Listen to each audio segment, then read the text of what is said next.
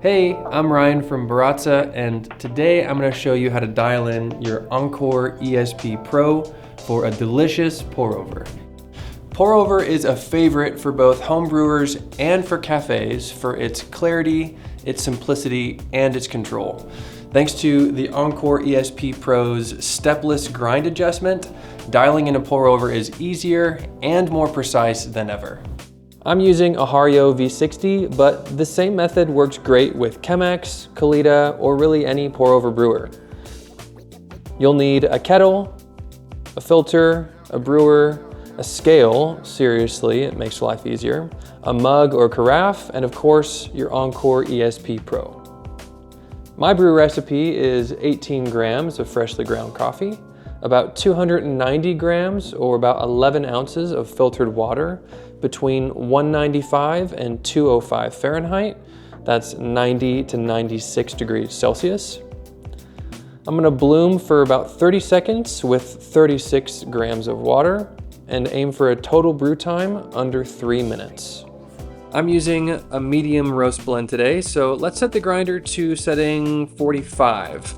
That's on the finer end of the pour-over range, and it gives you a medium fine grind, kind of like sand. I'm using single dose mode with the single dose lid, which is great for pre-weighing your beans and keeping cleanup simple. If you prefer to grind with the hopper and use timer mode, I still suggest single dosing first to figure out how long your grind takes. I've weighed out 18 grams of coffee in the single dose lid. Let's pour it in and hit the button. Auto stop mode handles the grind for me. Let's prep the brewer. I'm using a paper filter, so I'll rinse it with hot water to remove any paper taste and to warm up the brewer and carafe. Don't forget to dump that rinse water before you brew.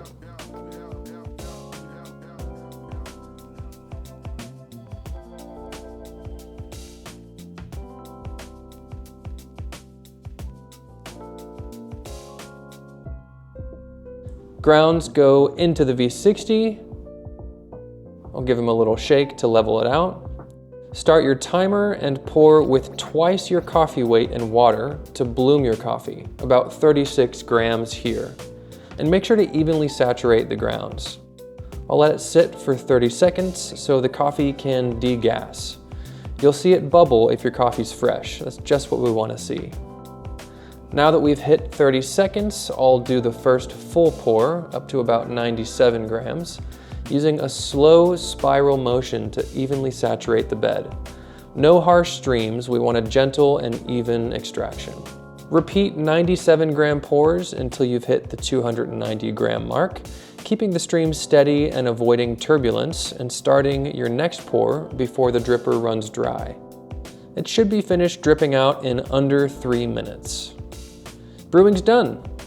Check your coffee bed. It should be nice and flat, not sloped or muddy. That means your pour was even and extraction was solid.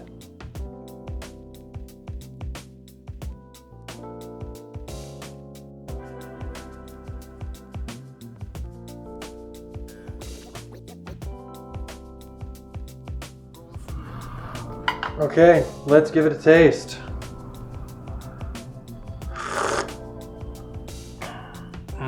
Super clean, really well balanced, some sweetness in there. This is just what I was hoping for.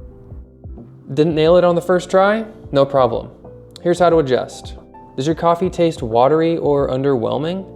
You may have ground too coarse or poured a little too gently. Try a finer grind or slightly more agitation. Does your coffee taste sour, bitter, or was your brew really slow? You may be grinding too fine. Try grinding a little coarser, or check to make sure that your pour isn't over-agitating your bed.